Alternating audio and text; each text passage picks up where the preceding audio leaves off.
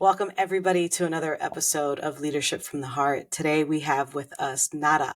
She is an international acclaimed thought leader and speaker who is a true catalyst for transformation. As the founder and CEO of Rise Up for You, Nada is passionate about empowering individuals and organizations to reach their full potential. A two-time TEDx speaker and best-selling author, she has inspired over 100,000 people worldwide with her expertise in leadership, emotional intelligence, and personal growth. Nada has also shared the stage with icons like Tony Robbins and Les Brown, and her impactful work has been featured on platforms like Bloomberg and also Apple TV. Nada, how are you? I am amazing, and I'm even more amazing to find out that we're both in one of the best cities in the world, Las Vegas. Best kept secret, I always Yeah, say. exactly. Best kept secret. Everyone is, I grew up in Miami, and so everyone's like, why do you like Las Vegas? And I said, they don't want you to know why I No, like Las Vegas, because then you're going to want to come out here too. exactly. So how are you? How did you get into this field? Tell us your story. Okay. Yeah. Yeah. So let's go back. I got into this field really through an accumulation of experiences. So the first career I ever had was as a performer, actually. So I used to tour the world internationally as a singer and a dancer, lots of musical theater. And I realized every time I walked into the room, there was hundreds and hundreds of performers. Mhm. And they were all amazing singers and dancers, but they only casted 36 people for a tour. So really early on, I realized, okay, if we all sing really, really well and we all dance really, really well, but there's only 36 spots, who's going to get that spot and why? What's going to be the denominator? It's not going to be the technical skill because we were all really good, right? Sure. And that's when I started to realize that there's something more beyond just like the hard skills and the technical skills that helps you be seen, be heard, be relevant. So I started performing. And then after that, probably about 8 years, I became the executive of an education corporation. And I saw the exact same thing really happening in the executive workplace. So amazing professionals that had PhDs, master's degrees, certifications, like Romie, I'm sure you've seen it all, right? They have everything that they needed from a technical aspect, but they were struggling to be seen. They were struggling with leadership. They struggled with communication. They had a hard time managing conflict. They had a hard time having conscious conversations. And so a lot of my time as an executive was spent on people problems. Yep. Right? Versus them being able to solve their own challenges. People didn't have the skills to do that. Yeah. So not only were they unfulfilled in the workplace, but they were also just unfulfilled in life. So they also didn't have the skills to deal with their own like stress management and the relationships that they had at home and so on and so forth. So that's where I started to really understand that what makes success, like what truly is success and what makes some people more successful than others. If I have two people that are in front of me and they do the exact same thing and they have the exact same degree, who's going to go further faster? Sure. Same thing in a business. If I have two businesses that are in front of me and they have, again, the exact same service and basically the same pricing, who's going to move further faster? The majority of the time, it's going to be the companies, the entrepreneurs, and the professionals that have the soft skills that make up between 75 to 80% of our success. To even double down on this, when I was an executive, I also started teaching at the college in the evening for a community college in California. And year after year, I would see more and more freshmen come into the college that could barely stand up and say their name. They would rather take an F than ask a question because they didn't want to look dumb in front of their friends. And they struggled with managing their anxiety, and their depression was through the roof. And every year it was getting worse and worse and worse. And so this is where I really started to understand like all of the denominators from being a performer to being an executive to being an educator were the gaps that we were seeing in soft skills, which is like the human aspects that unfortunately we just don't spend enough time in. Yeah. Yeah. And where did that shift? What is your perspective on where that shifted, or was it always here? Did we always miss this human connection of, did we always have to go learn it? Well, what is your take?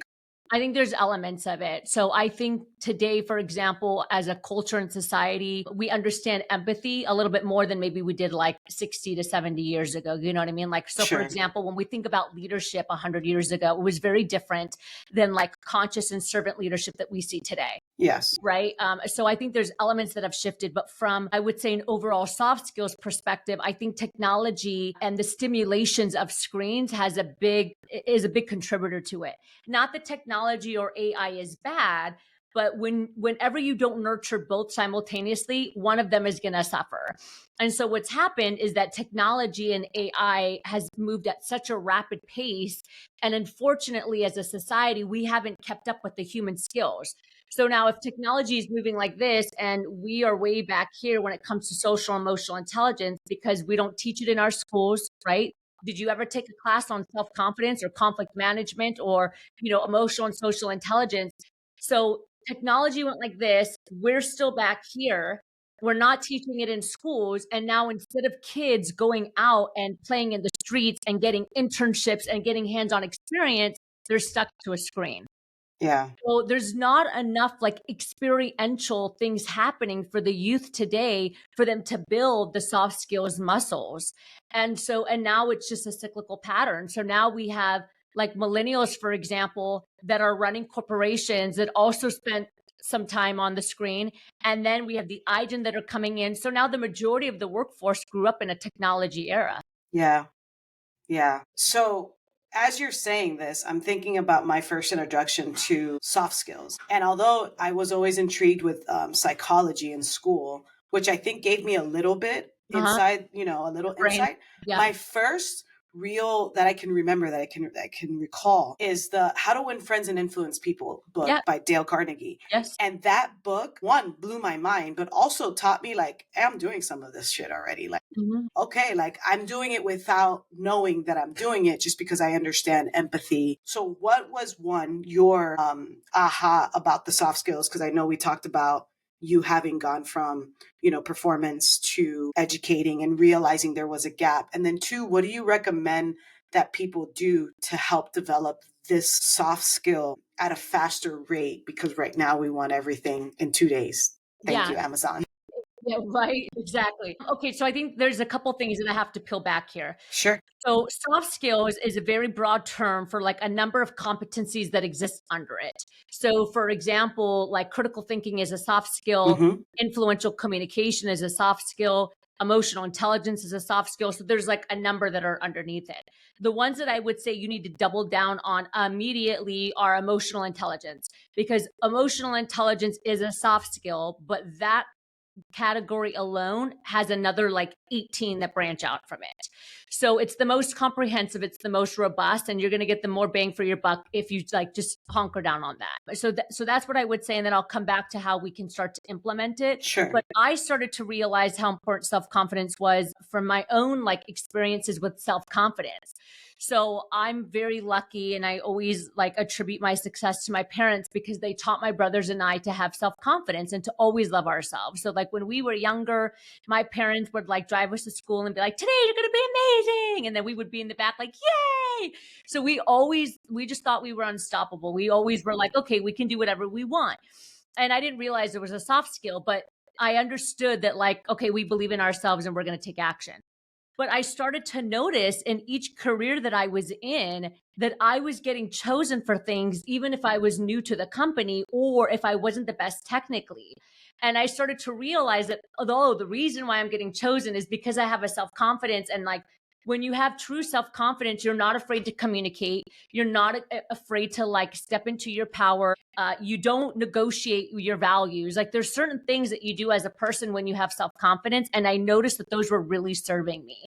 So when I was a performer, for example, I was never the best singer in the room. I was always the number one performer. So I always got center stage, but I was never the best singer. But because I walked in the room and I carried my presence and I was confident and I was like, you know what, I'll try this. Even if I crack, it doesn't matter. Like I'll go for it. That was attractive to the directors from like a solo standpoint. Like they knew I was going to own the stage, for example. When I was an executive, I was only at that company for 3 months. There was people that were there for 8 to 10 years. But because I had self-confidence, I wasn't afraid to raise my hand in a meeting and be like, that's a great idea, but have you ever thought about this? This might really grow the company. And the executives and the CEO appreciated it. And so they called me in a room after 3 months and they were like, we want you to be an executive director. So I noticed that like, oh, this is a soft skill. I didn't know it was. But that's how I started to also like have this epiphany of these are the skills that are going to help you really truly build success, not only in your professional career, but just in your life period, because the person is the professional is the person. So when you say like, how do you build it? I mean, it takes time and there's a number of different strategies depending on what it is that you're trying to work through. Ask me, Romie, I know you're in this industry. What's the one thing that you see is the biggest challenge? And then how about we build that and like we double down on some strategy with that skill? What's the one thing you see? Yeah, so lately I've been seeing that, and I used to categorize it as somebody who did not care, but I honestly see that people are, I call it avoidant leadership, where they just can't deal with the person, place, or thing in a, I say that they lack the emotional intelligence or the social skill to be able to deal with something that, for me, and I take it for granted because I think it's a hack to have emotional intelligence. I think it's a hack to care about my team because I know what it's going to give me back in ROI. But what I'm finding with a lot of leaders that I'm helping coach right now is that they don't see the value in it. And it's very hard for me to take an analytical person and teach them why the human connection matters so much, specifically if they don't find the ROI and why they want to invest in that conversation. They want to cut the conversation short. So how do you help me coach somebody like that? So what I hear you saying is that you have a lot of clients, obviously we resonate with this, that are avoidant leaders, Which right? is not leadership. Right, exactly. I think, okay, so let's break this down. There can be a number of different reasons, right? And so you have to diagnose it. Some people are put into leadership positions and they don't want to lead. But Correct. let's just start with that. Yes. They understand that they need to lead and coach and mentor people, but in the core of who they are, they just don't like it. They don't like Correct. dealing with people. Yep. But unfortunately, they're in this leadership position, right? Maybe because they're really good with the technical aspects. And so, like, we always say, like, okay, you got to make one or two choices. Either you need to own up to the fact that you do make an influence and impact, and then you need to work on this skill, or you need to get demoted. You need to go to your company and say, like, hey, you need to kick me out of this leadership position because I'm not interested in people, right? But nobody wants to do that, right? Everybody Correct. wants to have the big salary, but they don't want to actually like have to lead the team that gets them the salary. I tell them individual contributor is fine. You don't have to lead anybody. It's actually going to be better for you in your role. Exactly, right? So I guess once you figure out kind of their passion around leadership, then we can start to ask the questions of why. Mostly what we recognize is that leaders don't have the capacity. And when I say leaders, I'm generalizing. Obviously, there's a Yeah. lot of amazing Yeah. leaders out there.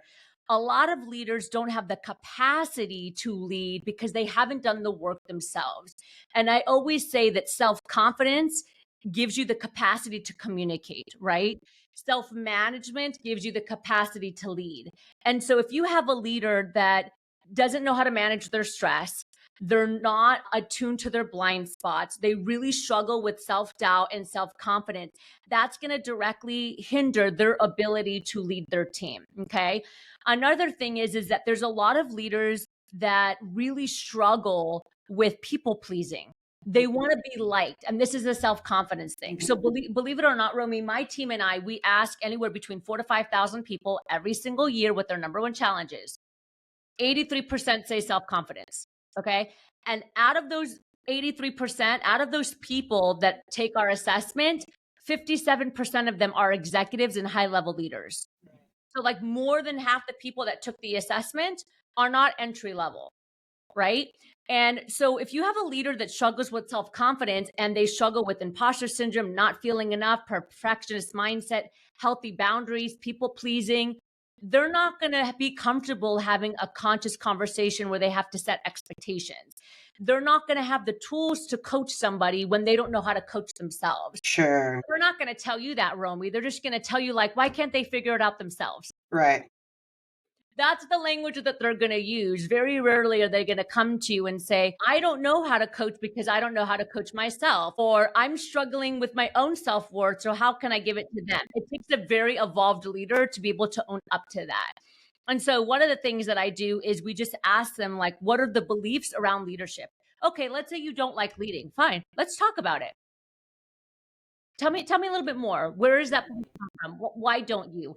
Is there a fear around it? What are the positives of it? And like really breaking down the belief system, because our behaviors are driven by beliefs, and a lack of leadership is a behavior, right? So there's a reason why that's occurring, and we need to get down to the core and then equip them with the tools and empower them to know that, like, hey, this is a skill that you can learn. You Right. don't necessarily have to be born a leader. You can be taught how to lead and make an impact. Yeah. Yeah, that's really good. And 100%. It's likely I've never asked that question of what is your belief behind leadership and why why is it driving this behavior? So that's really good. I'm actually going to steal that from you. Thank you for You can have it. that.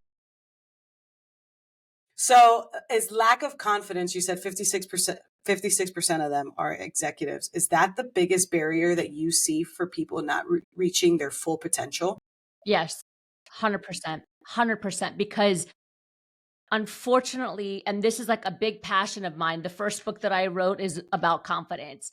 I always say that the greatest tragedy is wasted human potential. And we live, unfortunately, in a world where the majority of people live in a state of not enough. They live in a mindset of I'm not enough. I mean, Romie, how many people do you know that they accumulate all of this success, and then once they get there, they're like, I still don't feel enough. I still don't feel like I'm successful. Like, I did everything that I wanted to do. I got the job. I built the company. I'm still building. I'm making an impact. But then I go home and I still feel like I'm not doing anything, right? Or that I'm not worthy, Sure. or that I'm not. And so, like, this is, I would say, the most crippling aspect that I see with people around the world. And it's not limited to the US. Like, my team and I, we do this in over 50 countries. And it is just a common denominator. And people just don't, they haven't been taught the difference between self-confidence and confidence. And there's a difference, right? And I talk about this a lot because there's a lot of influencers that you see online that talk about confidence, but they're not talking about like the two different aspects of it. So we are taught our whole life to build confidence, what I also call micro confidence, which is that we're taught to practice and build skills in a certain thing. For example, I'm a great singer because I practice and I've cultivated it and I built confidence in my voice, right? In the technique of singing. Some people are really confident when it comes to speaking. They're confident when it comes to coding. They're confident when it comes to, building and marketing. They're confident when it comes to skateboarding, whatever it is. They practice, they double down, and then they build confidence in these things, right? So you have people around the world that have built their confidence based off of these external factors. The problem with that is that anything that is external can and inevitably will change, right?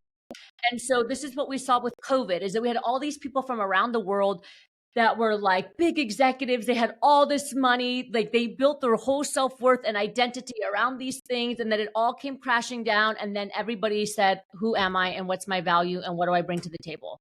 Their whole sense of identity came crashing down, right? And so what we really need to build that we're not taught is an inner self-confidence that is not contingent upon anything external. Yeah. So when the whole world around us is burning down, we still feel enough and we still have belief in our ability to get back up and take action and move forward. And that's the piece that's very, very, very, very rarely taught. And that's the piece that we need. Self-confidence helps you build more confidence. So, when you hear influencers that say, you just got to keep doing it and then you build confidence, like forget confidence, just take action and then confidence will come.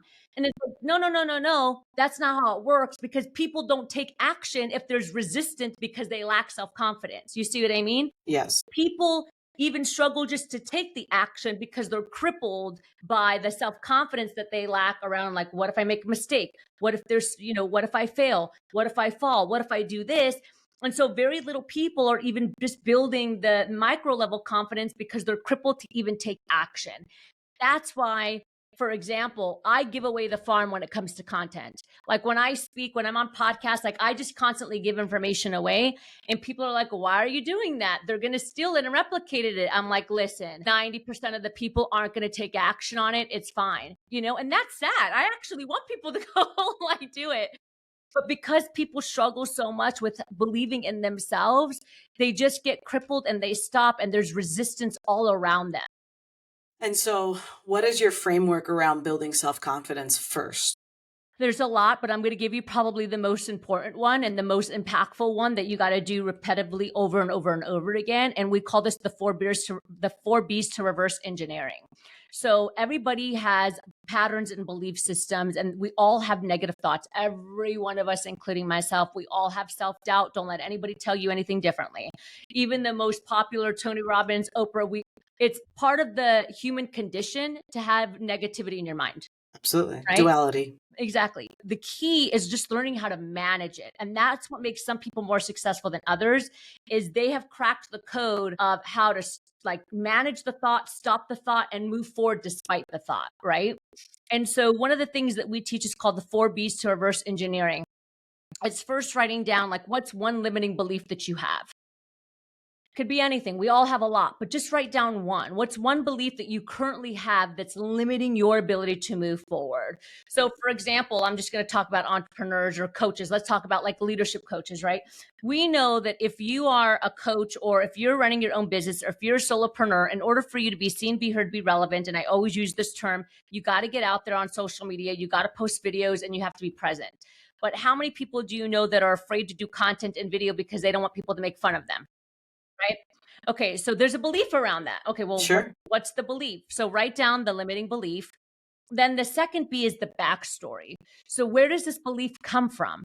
Because we are all an accumulation of the people, our childhood, our teachers, our culture, our society, everything that we've grown up with up until this point has shaped who we are in our narrative. And a lot of times we're carrying beliefs that don't serve us, that really don't belong to us. They were projected onto us by someone else or something else because they also had poor self-confidence and they threw it on you. And then maybe you were too young or you didn't know better. And so you accepted it. And now you're wearing this jacket that doesn't fit you and you're like bulging out of it and you're uncomfortable and you're restricted because of it. And so we have to understand that particular limiting belief that you wrote down. What's the backstory? Like, where does that come from? Sure. The third B is the behavior. This is really important because this is where the self-awareness really comes into play, is what's the behavior that it's causing? Is it causing you to procrastinate? Is it causing you not to raise your hand in a meeting, even though you have something to say? Is it causing you to stay in a toxic relationship, even though your intuition is telling you like, this isn't good for you, but you're staying in it because you're afraid that no one else is going to love you, right? So you got to ask yourself, what's the behavior that it's causing in you, right? And then the last B is, how do we break it? How do we break the limiting belief so that we could shift the behavior to serve you versus sabotage you?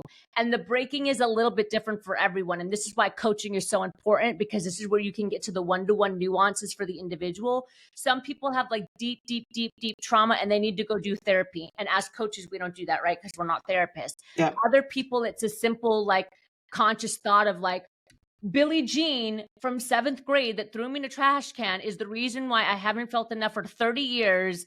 And I've been carrying Billie Jean, who was 13, for 30 years, and they have held me back. And even that thought alone is like, okay, I need to break that. Yeah. So the breaking part is the most complex, and it depends on the person. Yeah, definitely. I think rewriting the story or, shifting the story of that last piece, the break, is definitely how I think coaches have the biggest impact, because you're absolutely right. Billie Jean, who threw you in the trash can when you were 13. What does that mean? You can let that go now. You don't need to carry that Yeah. anymore. Well, and For some sure. people don't even know why they have them. And so Right. once they build the self-awareness, they're like, wow, like I didn't even realize that. And then there's like this sense of empowerment and they're like, okay, like I acknowledge that this is how I feel. This is where it comes from. This is the behavior. And now now I have my choices. My choices Yeah. are, I have all the information. I know where my negative beliefs are coming from. I know why I'm holding myself back. Now I get to make the empowered choice. Am I going to stay there or am I going to take an action and move forward because I've discovered where it's coming from? Yeah, most definitely. Most definitely. I like that. I like the four B's. I'm Thank you. definitely I appreciate that. Yeah, you're welcome. I also want to talk about your rise up or rise power. Method? Yeah, I want to Yeah. talk about that because that's where you've had maybe not the greatest impact, but a huge impact. It's, over 100,000 people. Where did you come up with that? And then also, how have you had that impact on so many people? Thank you. So I'll start by saying that my team and I have had that impact. I've been doing this for a long time, but I'm really blessed to say that I have about 20 people on my team. And so there's an accumulation of coaches and trainers that work with Rise Up For You. We get to make this impact around the world. And so it's been amazing. Like that's part of the reason why I named the company Rise Up For You, because it's more than just me. Like if we're going to go out there and like reach 1 million people, it's not going to be one person. Yeah. And so the Rise Power Up method is an accumulation of all the research and the experience that we've had in the trenches with leaders around like, what are the 4 major soft skills that really help you be like the top in your industry and the top high performing as a person? Yeah. What are the 4 soft skills that are the most important that are going to help you really just like crush it in anything that you do personally and professionally? First one is self-confidence.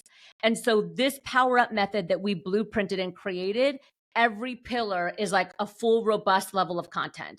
Okay. So the first pillar is self-confidence. We have about like 12 modules that fall under that. The second pillar is emotional intelligence, which we've touched upon, and there's 18 modules under that. The third pillar is transformative versus transactional leadership. Yes. And there's 12 modules under that, because most leaders are functioning in a transactional state versus a transformative state. Yes. And they don't know the difference, right? And then the fourth and the most difficult is influential communication. And there's 12 modules under that. So notice that we put them in order of like how you should learn it. Influential communication has to be the last, because you have to have so much capacity to read a room. And your ego has to be able to completely diminish so that you can walk into a space and understand like how to change your energy, how to communicate, how to influence based off of the players in the space. Yeah. And your capacity has to be high to do that. You can't have any chatter in your head that's telling you you're not good enough, right? So the first pillar we work with is self-confidence. Then we move to the EQ, the emotional intelligence. Then we get to transformational leadership, even though all the leaders want to start there first. It's like, no. We're going to go back here. And then the final level is influential communication, which is a big part of being a great leader. You know, because there are some people that their heart is in the right place to lead, but they don't know how to communicate it in a way that's moving, that's empowering, that has executive presence, that gets people to take action. And so that's why it's that fourth pillar. Yeah, I want to touch on 2 things there, transactional versus transformative for sure. Let's start there. What is the difference for the people in the back? Great question. So transactional leadership, think about this like from Maslow's hierarchy. Okay, so we have the pyramid. Transactional leadership is the leader that's at the bottom that's like, you good? You got support? How can I help you? Like your basic needs are met, which is most leaders, right? It's like checking in on you. How you doing? Everything's good. Okay, you have your resources. All is well. Let me know if you have any questions. I'm here for you. Right. Okay. Transformational leadership is when the leader says, no. I'm going to take you all the way up to the top of the pillar of self-actualization. I'm going to push your potential. I'm going to coach. I'm going to mentor you. I'm going to help you see things in you that you can't even see in yourself. And we're going to get there together. Yep. Right. And that's the biggest difference. And again, most leaders are just at the bottom and they're like, how you doing? Right. And there's not really any movement or growth that's happening. And that's why there's so many people that leave companies, right? A big portion of it, I understand, is from the leaders, according to Gallup, but also people are leaving because they don't feel like they're being pushed. Right. Right. In today's world, team members want to feel like you have their back and you're like, you want to push them and you want to grow them. Nobody wants to feel stifled or stuck. Correct. Right. And if you're not a transformative leader, your team's going to feel stuck. For sure. For sure. And what is your inkling on why leaders stay at the first level? Why is it that they're so transactional? I think it goes back to what we talked about earlier in the first session. Yeah, they don't have the capacity, or they don't even know how to coach, right? I mean, think about this. How many leaders do you know that have trouble just coaching themselves? Yeah. You can't give what you don't have. Yeah. Right. And so that's why when leaders come to us and they're like, we want to do transformational leadership, I'm like, well, you got to go to this first pillar first. Because if you want to create transformation, you have to know how to do it within yourself first. Right. Yeah. Self-leadership first. Self-leadership, 100%, right? 100%. And a lot of leaders are put into positions because, again, they were really technically good. Like they crushed it at their job. And so then it was like, oh, you're amazing at your job and your work, move up to this leadership position. And now they realize that, oh, only like 20% of my job is the job. And the other 80 is like me empowering the team. And they haven't learned the skills of how to do that. Yeah. Before we get into effective communication or persuasive communication, what is your thought on, I have this belief that not every people manager is a leader, and yet we have this thing in corporate America where we treat them as if they should be without actually giving them the skills of how to be an effective leader. And obviously I appreciate it because that's, why I'm a coach. But what can corporations do better at when they're assuming every manager that manages people is a leader? I think a company does a great disservice when they move people into positions without having like a succession plan or like a system of how they're going to grow that individual. And this is the number one challenge. One of the number one challenges. Actually, we saw this last year. There were 4 challenges, and one of them was succession planning around leadership. For sure. Most organizations, they don't plan for it. And so like Bobby Joe leaves, and then all of a sudden there's this leadership hole, and we just got to fill it, right? And there's no bench, right? Right, you just got to fill it. And so one of the biggest mistakes that we see is not being proactive and being reactive. And so that's the thing that I really love about some of our clients, Romie, is that they're proactive. They're like, okay, we want to work with you for the next 2 years because we need a leadership succession plan. Because if this person leaves, we basically have key man risk, which is like if this person leaves, like we don't have anyone to do the job and Right. then things are going to fall apart. So one of the biggest challenges is like they have to start thinking proactively and like, okay, what is our leadership academy? What's our leadership roadmap? How can we prepare and get people ready to lead, even if they don't step into a leadership position? Because these tools you can use anywhere. You can use at home. You can use in the community. So it doesn't hurt you to help people how to lead. It's only going to serve you so that when you're ready, you have the people that are equipped with the tools. Absolutely. There's that famous saying, I think it's Branson, who says, when somebody asks, like, what if you develop them and they leave? And he's like, what if we don't and they stay? Like, Yeah. what is our alternative there? Absolutely. And so how do you help companies choose who will be, how do you help companies choose who's going to be the best fit for a leadership role? Because we know that just because you're the best salesperson does not necessarily mean you're going to be the best sales manager. Absolutely. And to be very honest, we usually don't say like who's going to be in the training. They usually come to us and they're like, okay, we have these like 16 people that we want to put through the training. But what we do is if we see somebody that stands out in a training or like a star player, then we'll go to the executive and be like, I don't know if you have your eye on this person, but they have a leadership ability or they have a certain quality to them that is going to serve your company. And if you're not looking at them for a future roadmap, you should start looking at them. Sure. Yeah, I have some companies who ask, what should they be on the lookout for? And it's none of the technical skills because I believe you can learn all of that if you needed to, but the best leaders actually have the best players around them to help them do that. So let's shift gears. I want to definitely get into your 4th pillar, which was communication. Influential. That's what you called it. Influential communication. It's my favorite. I believe language is extremely important. You have to know who you're talking to. And to your point, your ego kind of has to take a back seat when you're in a crowd or when you're in front of a group of people. What is it? How do you coach that? Okay, well, we start with the most simple aspect, which a lot of people don't think about, which is nonverbal communication. Yes. So, people make a decision about you within the 10th of a second. So a lot of your leadership happens before you even open your mouth. You know what I mean? Think about when you walk into a room, you already know, like you read the room and you're like, oh, I want to talk to that person. You don't even know who they are. You just know by the way that they walked into the room that there's somebody you want to be around. Yeah. And so that's the first thing that we do is just how are you showing up from a nonverbal communication standpoint? And like, how are you holding your space? Mm-hmm. So there's different aspects to influential communication. One of them is like your posture, how you stand, how you put yourself together from top to bottom, the colors that you wear. So notice today that I wore the yellow, right? Not only for branding purposes because it's our company, but it also embodies like positivity, the sun, brightness, joy, right? And like that's the energy that I want to bring into this podcast today. And so first off, all of those things matter because people follow those that radiate confidence and success. Right? So if you've ever gone to a conference and you've ever like seen anyone on stage, have you ever seen anyone, Romie, that's talking to you about leadership and confidence, but they don't carry themselves that way? So you're like, well, it's kind of halfway believable. Like, Sure. I'm not seeing what I'm hearing. And so it doesn't match, right? Our brain becomes confused. So first thing, as a leader, if you want to influence and you want to have like a certain presence, you gotta look the way you sound. Yeah. Okay. And that starts with posture. That starts with the energy. That starts with like looking people in the eye, having a confidence and an air to you that's inviting, but that's Yep. still like certain. That's where Sure. we start. Okay. Then I'll give you just like another one is subservient language. Practicing getting rid of all the filler words that do not serve you, that make you sound less credible. Like, I'm sorry, can I ask a question? Like all of those things take away from the expertise that you bring to the table. Sure. And the reason why a lot of people use filler words is because they're not comfortable with silence. So they feel like they have to like fill in the gaps, right? Yeah. Versus just allowing there to be a pause.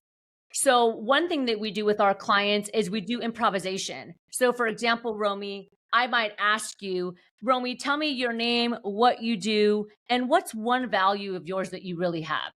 And then like instantly, you don't get to think about it. You have to say, hey, Netta, thanks for that question. My name's Romie. This is what I do. And one value that I have that's really important. And when you do that, you need to make sure that you trim all the fat. Like we teach our clients to do that, to be clear, concise, and get rid of any filler words, basically to think off the top of their feet. Yeah, and there's also, thanks for that question. That's a great question. That gives you those small moments That's of right. gathering your thoughts, even taking a step forward. Or I mean, I think it's such a skill, and I'm not an expert by all means, but I value that so much that I, Mhm. I think it's fascinating that people teach it in a way that is digestible for others, because I think it's communication is one of our, if not the most important thing. If you take a survey, communication will 100%. be at the top of that survey every single time. 100%. And people don't necessarily mean that you're not communicating with them, like verbally, like, oh, you didn't tell me. It's so much more than that, Correct. because I have a few leaders who are like, but I did tell you that. And I'm like, yeah, but how did you say it? Did you say it for them to understand? Because you understand it. And so that's good for you, but they didn't understand. And so there's so much in that. Yes, 100%. Yeah, Yeah, it's because good. communication is more than just speaking. It's Correct. ensuring that all parties have comprehension, right? They have understanding, there's receivability, there's a number of different ways, and there's a number of different things that are involved in that. The delivery, the tone quality, was there sarcasm behind it, the intent, all of those things impact and they like create the ball of communication that's being thrown. And so if those elements aren't thought of, then it very quickly can just become you speaking to someone. Like talking to someone and communicating effectively are two different things. Very much so. Very much so. What would you tell a person that was interested in becoming a leader and not sure if they wanted to take that step? I would go back to the coaching that we talked about earlier. It's Why? what's the why? What's the hesitation? What's the resistance? Because again, anytime there's resistance to something, there's a belief in front of it that's holding you back. And so I Sure. would be curious to break down the why of why you're hesitant to move forward. Okay. Okay. And do you think that um, I have a belief that leaving from a frontline employee into a leadership role, usually a supervisor, is kind of like the sixth grade of leadership. It is probably your hardest transition, specifically if you're going to be leading the people you are just working alongside. How does one differentiate themselves quickly into this leadership role? Because there's a transition period. So, what is your recommendation to someone who has just left the front line, is now a supervisor, and is leading the same people they were just working alongside? I think the first thing is setting expectations and having honor for your peers. So, for example, having a conversation like this, Romy, I've loved working side by side with you. I honor and value everything that you bring to the table. I'm super excited to now be leading and serving the rest of the team. Please continue to add value and we'll continue to work together. I am going to have some expectations and standards, and I really appreciate in advance all the hard work that we're going to have in this collaboration. Being proactive. Yeah. Yeah, so I'm basically saying like I understand that I'm now going to be like taking the front runner, but I still appreciate and value you, and us working together and our collaboration is still going to be heard. But then the next thing you need to do is like establish expectations right away, because if you don't, this is where you get into trouble. So like this goes back to being a teacher. When I was a teacher, my very first day of teaching a class every year, when the new students would come in, I'd be like, all right, you guys, I love you, sit down. Like I would get the energy, and then I'd be like, okay, sit down. We're going to have an amazing year, but we got some things we got to go through. And I'm going to be consistent, and every day I'm going to ask you for these same things. Right. And so I would go through what were the rules of the class or whatever it is, how I wanted them to behave. And then the most important part of that is being committed to that. So Right. now in the next day, if someone misbehaves and I'm like, hey, we talked about this, like that reinforcement is important. Absolutely. But if you don't set expectations, or you set expectations, but you don't do anything around it, that's when things fall apart, and then it gets really difficult. Agreed. Very good. Thank you for that. You're welcome. Yeah. So you've worked with Fortune 5 companies, right? And small businesses alike. What do you see is the common thread behind really successful organizations, regardless of their size? I think it depends what you mean by success. So some people would hear the word success and they would say financial. Right. And I think we know that some of the biggest companies out there are successful because they were innovative. They built something that is just like untouchable, right? Artificial intelligence technology, whatever it is, but they might not be successful when it comes to company culture. Sure. Maybe they've gotten too big. There's a lot of like politics involved in the organization. So I think it kind of just depends what that means. The companies that I find to be the most successful all around are the ones that are making amazing money, but they've understood how to maintain and build a culture, and they don't negotiate on it. So they would rather let a seat sit empty than hire somebody that's not good for their culture. And the entire team will work together to like support that empty Fill that role, gap. fill the gap until they find the person that's like, yes, they fit the culture. Because it takes more work to bring somebody in that's not good culture, that they can just like destroy and like create toxicity. So the most successful companies I see are the ones that are doing really, really well financially, but they've also created those barriers around the culture and the values and the mission of the company. And it's just not something they're willing to negotiate on. Very good. Gary Vee says, hire slow, fire fast. What are your thoughts around that saying? And also, what are some of the, I guess, like the process of hiring? How do you hire? And how do you see some of these really successful companies hire well? So going to Gary Vee, I agree with that statement. I find it personally hard to do the fire fast, because by the nature of the company, we're coaching, learning, and development, right? Exactly. And so I'm really slow to hire, like very, very slow. I'd rather go snail slow with the right team than like move really fast and have the wrong team. But then once I get that team, if I have to fire someone, I actually just had to let somebody go last week. That takes a little bit longer because I want to exhaust every option to be in integrity with what we teach before we let them go, right? Unless it's like an integrity thing, or harassment or something of that sort, Yeah. right? Yeah. But when it comes to like performance and productivity, I try to coach as much as possible. I always bring an external person in. So it's like my last resort, because I recognize, even though we teach coaching, training, and development, Blind spots. yeah, and it's always going to be better to have an outside person come in and coach an individual. And so we try to do as much as we can, but then you get to a point where you say, hey, like we've mentored, we brought in a coach for you, we've done A, B, C, and D. You're not a bad person. You're just not the right fit for this company. This organization, 100%. Yeah. I appreciate that. And thank you for reassuring. I find the best leaders exhaust every resource first. Yeah. Yeah. For me, that's part of my integrity. I cannot let you go knowing that I haven't done everything I can, including a third party. Yeah, so thank you for that. Absolutely. And then, so what are the best practices of hiring? Is it just going slow, or do you have simple strategies like we take someone to lunch to see how they treat this person, or what are some of the best practices you see out there? I would say the first thing is that the team member that you potentially are going to hire, they should see a multitude of people. And they should try to see people at like different levels, right? And do you think panel, or are you thinking different times? I think it could be a combination of both. right? Okay. But I do think that there should be as many people as possible that make sense for the company, For sure. because everybody has a different opinion. And then you're going to be able to get an accumulation of like, okay, what do you think for the most part? The second thing that I think is really, really important is experiential interviewing.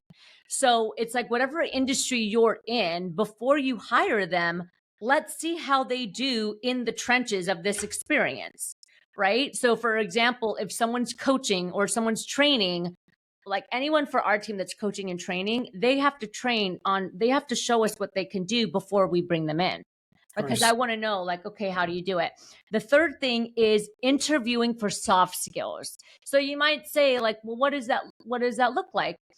So I might say, Romie, something that's really important for our organization is having self-confidence. Tell me a time where you felt the least confident. What happened? What did you do? How did you pick yourself up? And you can tell a lot about by a person based off of like the responses that they're giving you, right? Even think about a nonprofit. We had a company that said, well, how do we know if this person's the right fit? And I said, have you ever asked the question to the team member that you're about to hire, tell me about the best volunteer work you've ever done? And they said, well, no.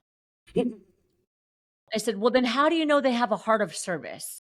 Yeah. Versus just having a job if you've never asked them, like, what is your history of service and adding value and volunteering in the world? Sure. So there's certain soft skills that we don't think about that we could ask in interviews that would really give you a strong sense of their confidence, the impact that they make, what they do on their day-to-day basis, like how they function as a person. The way you do anything is the way you do everything. Right. And so if you ask certain questions, you're going to know what kind of person they are. Romie, who were you when you were in high school? You see what I mean? Like those kind of questions will give you more insight of like, who's the person that's sitting in front of you. For sure. That's really, really good. Yeah, that's excellent. Actually, I don't think I've known anybody to ask questions that will draw out who the person is at their being. We always chalk it up when we make a bad hire to they just interview well. And that could be true, but I think No, we asked the wrong there's more questions. depth. Yeah, There's we more asked the wrong depth. questions. Yeah. There's more depth. Thank you for that. Yeah. What is your favorite leadership and or personal development? I really like A New Earth by Eckhart Tolle. Nice. Talks a lot about ego and a lot about playing small and energy. It takes just as much energy to play small as it does to play big. Right? Same with the leaders. It takes just as much energy for you to be like stuck in your office than it does to impact. It's the same amount of energy. It's the same. Use your energy. Yeah. Yeah. The amount of work you're going to have to do because you stayed in your office All is the the same. same amount of work you're going to have to Right. do. 100%. Very cool. Favorite podcast right now? I really love Alex Hormozy. Yes. And so I listen to a lot, like from a business perspective, I listen to a lot of Alex Hormozy and like growing the business and that kind of stuff. I also really like Dave Ramsey. I mean, knock on wood, financially we're in a strong spot, but I like hearing people talk about, finances and how they get out of it and that kind of stuff. It's just fascinating to me. Yeah, agreed. Alex and Layla, both Harmozy, are great. Very good people. You could just tell that they're just genuine. Yeah. So I agree with you there for sure. What are your final thoughts for the audience? My final thoughts are, I said it during the middle of the interview, the greatest tragedy is truly wasted human potential. And that does not have to be your story. You have a lot of power in your presence. And unfortunately, many of us are taught that we don't. So we don't realize that even if we don't have a leadership title, we are influencing and making an impact every single day. When you go to the grocery store, when you pump gas, any interaction that you have with anybody is leaving an impression. And that to me can be strong leadership. That is leadership, indeed. Right? Are you going to choose to smile and nod, or are you going to look away? What is your being? Yeah, exactly. And I really love that. Thank you for that. And where can people find you? Where are you on social? Yeah. So the company is Rise Up For You, completely spelled out. And we're everywhere. So you can go to YouTube. We have our podcast. You can go to Instagram, LinkedIn. You also can go to our website, riseupforyou.com. And we have the quizzes there that are totally free. If you click the free resource tab, we have a confidence quiz and we have an emotional intelligence quiz. So if you listen to this interview and you're like, I'm curious where I'm at, you can click that tab and take them both for free and it'll kick out a score for you immediately. And then I personally am at Nada Lena Nasserdeen on all social media. And you'll probably type it in the chat because my name is long. And I do my own social media. So my LinkedIn and my Instagram, I answer all of my messages. So if you send me a message or you connect with me, you're going to get me, not a bot. Yeah. Thank you so much, You're Nada. welcome. I appreciate you. Absolutely. Appreciate your time on this Thank you, podcast. Romie. I am 1000% sure the audience got a lot of gold. I highly encourage you guys to go take those free quizzes. It's important for you to know where you stand. You can never get better if you don't Absolutely. take those quizzes, get better. Nada's here to help you. Her and her whole team are here to help you, as we are as well. So thank you so much. Appreciate you. Thank you, Romie.